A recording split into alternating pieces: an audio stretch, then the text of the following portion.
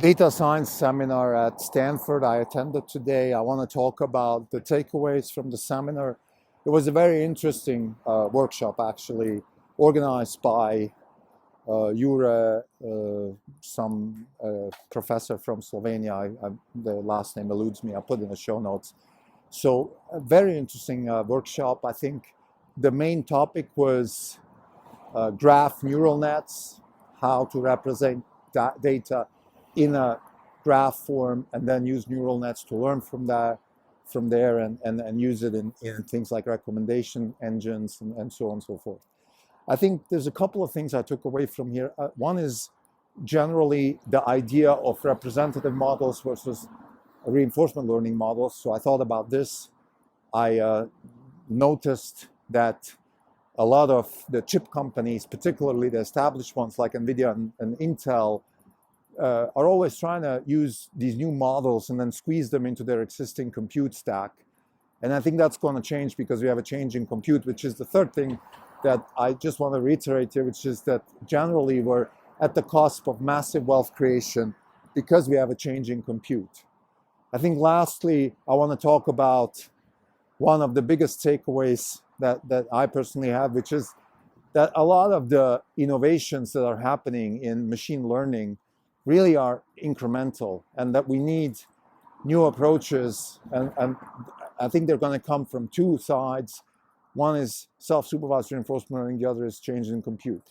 One thing that Jure said is also, I asked him about representative models versus reinforcement learning models, and he said that the reinforcement learning models need a lot of data, and the representative models are better at learning with less sparse data. I want to discuss that too. This is an Nothing Wrong podcast. It's September 28, 2022. This is Krim Delco. For the day, the fund is up 1.8%. The market is up 1.9%. For the year, we're down 29.2%. The market's down 22.8%. We're underperforming by 6.3%. So I attended the Stanford Data Science Workshop. It's a very interesting event, very well attended. Lots of academics, industry people, people from Meta, people from Google, people from Amazon, people from Snap. So lots of these companies were there. I think in general, my conclusion is that the data science as we know it is really finished. So particularly those recommendation engine type driven companies, so Snap and Amazon, they were talking about data recommendation, using data models to recommend stuff to customers. I think that's over because of I think one thing, I asked a question actually to a Spotify person, and I asked him about the feature set. And I asked him, listen, when you run your model, how do you define what the features are?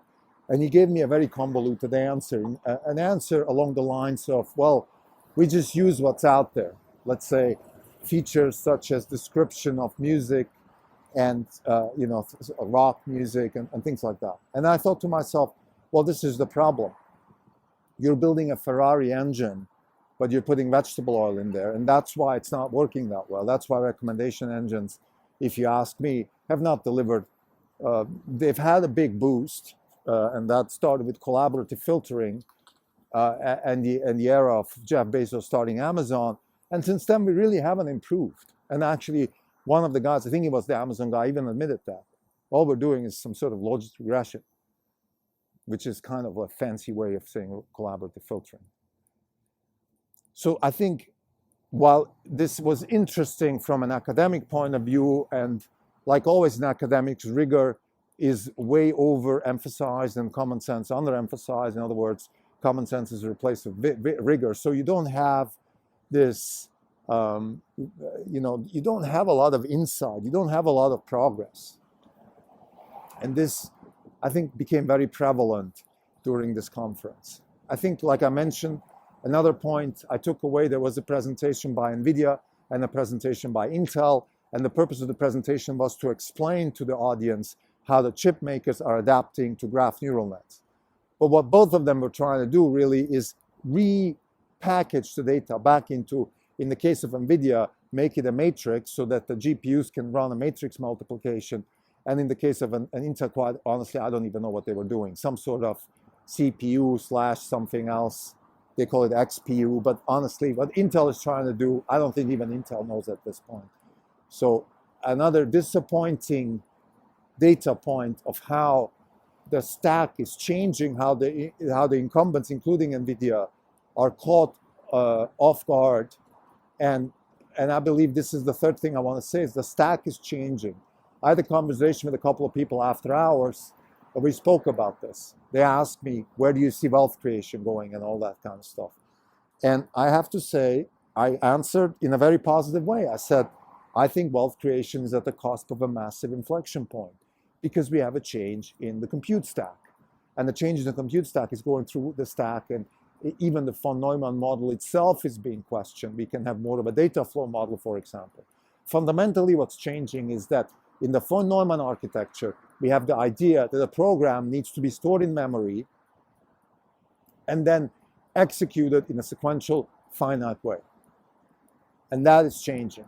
We have a data flow model now where algorithms are being put on top of a data flow, and the data flow is supposed to shape the algorithms in a way so that the computer, the hardware, the robot, whatever it is, does certain things. This is a new paradigm for compute.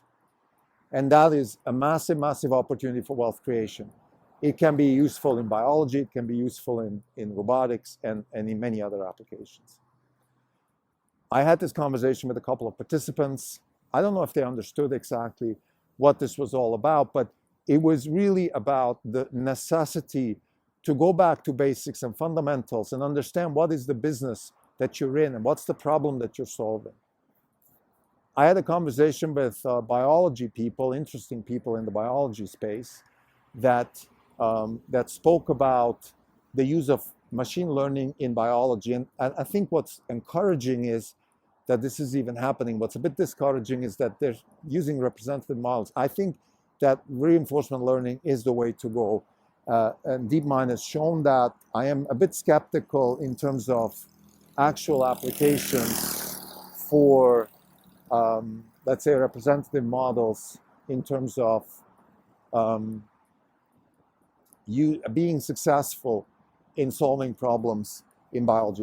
What do I mean with that? So, for example, there was this lady from Harvard, and she was trying to make a case for a model which represents sort of a graph-based model which connects genes with proteins in a graph, and then you have, I guess, chemicals that bind to the proteins, and that should be the drugs that affect, let's say, certain proteins, which in essence is kind of a workflow for drug discovery. And she was trying to make a case that you can use graph-based neural nets to learn how to structure chemicals, i.e. drugs, to attack those proteins. To me, this makes maybe at a big level some sort of sense, but I know that there's no real application for that. So I'm skeptical. I think, again, I don't think that this is the way to go. I've had this conversation with a couple of people, and I just noticed in essence, there's a lot of sophistry going on in academia, even in this particular case. There was a startup, Kuma AI, that is spun out of the lab, of the data science lab at Stanford. What they're doing is, again, they're trying to use graph neural nets to predict something like customer churn for a company. Now, I think there's some use in these things. Business intelligence can be useful in terms of doing queries like, okay, how many of my customers are expected to churn in the next 6 months? That kind of stuff. I just doubt that these are good businesses because it's not very revolutionary. This is not 0 to 1. And therefore, I'm just very skeptical about the business proposition of these things. Could they make some money? Could Salesforce buy them? Yes, of course. But that's not what we're interested in at Orange Capital Partners. I think another frustrating part of this conference was the lack of clarity. Again, lots of sophistry, lots of vacuous statements, not enough meat around the bone. I know that this is a little bit how academics work. Academics have one of the main jobs of academics is to impress other academics, and therefore not really have their foot on the actual ground, unfortunately. And I don't want to necessarily badmouth them because they have to survive in their environment. But I just feel that we need a new model of funding companies, funding research. And this is another example of how research and funding and all of these things are not really very productive. It's the best we have right now, but I wish it was a little bit more productive. So to summarize, this data science workshop was very useful. I'm very thankful to have been invited. I take my doubts from the application of graph neural nets, in particularly in things like predictive modeling, predictive search. I think this data science field is definitely on the decline. And actually, there was a lady from Apple. She made a joke. She said, "If you can get a PhD in something, that means it's on the decline." Now, I'm not so sure that's true.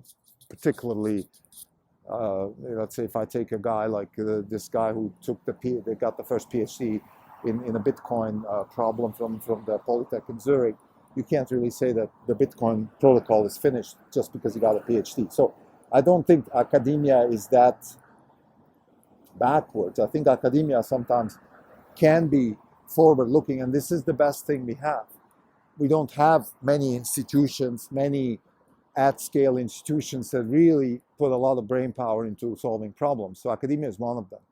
And I think this workshop is a good example of there's a lot of interesting thought, a lot of interesting people, but nevertheless, the applications, the business applications in particular, 0 to 1 type stuff is lacking. I think what's disappointing and on the other hand encouraging is, like I said, NVIDIA and Intel showing that there really are dinosaurs, but then on the other hand, opening up the doors for new startups. And I've spoken about the AI hardware conference I attended 2 weeks ago, and that's a good example of how the new compute stack will change a lot of this sort of stagnant data science / machine learning / AI field. I think a new compute stack will enable compute across the stack, so from new physics, quantum computing, for example, to the level of the new architectures, data flow versus von Neumann, or even within the von Neumann, we have RISC-V, at least a new implication of MIPS. And actually, one more thing I want to mention, which is I've spoken with this one startup that does AI-based drug discovery, and I mentioned a very important point, and this is for listeners. The purpose of this podcast is to give people a sense of what it feels like to run a hedge fund. But maybe there's occasionally an entrepreneur in the audience, and I just want to make one thing clear: just because you have a good product, and even if the product works, you still have to sell it to the market. And very often the market doesn't like what you do because you're displacing the market. OEMs don't like it. The incumbents don't like it. Be very, very careful about that. MIPS is a good example. MIPS is a computer architecture that was designed by John Hennessy, former dean of Stanford and colleagues. And MIPS, it took a long time for MIPS to take off. Actually, MIPS then took off in the form of RISC, and today RISC-V. So it took, I would say, 40 years for this to really take off, and it took the smartphone revolution and the mobile revolution for that to take off. And it's just an example, and I think we need to keep that in mind, that even within the compute space, even within Silicon Valley, adoption sometimes can take a long time. And I think in medicine, it could take a lot more time. So we need to be aware of that, and we need to have business strategies that are geared towards solving the incumbent problem. And the incumbent problem is resistance. So again, this is just one more takeaway that I have. And like all of these conferences, it's always important to understand why you're going there and what the purpose is. And very often the purpose is to go and brainstorm. This is like a jam session for me. And it helps, and it makes you feel better. It makes your brain work. It reconnects your synapses and all of those things. And I think that's really fundamentally the purpose of this. Did I learn something tangible? Absolutely. I understand why NVIDIA is not a good investment. I understand that reinforcement learning is the way to go and that the representative models have a role to play. But I think I want to see reinforcement learning more better applied. And I think I also want to reiterate one more time that the era of hard money is only going to improve all of these innovations that are driven by the change of the compute stack. Thank you.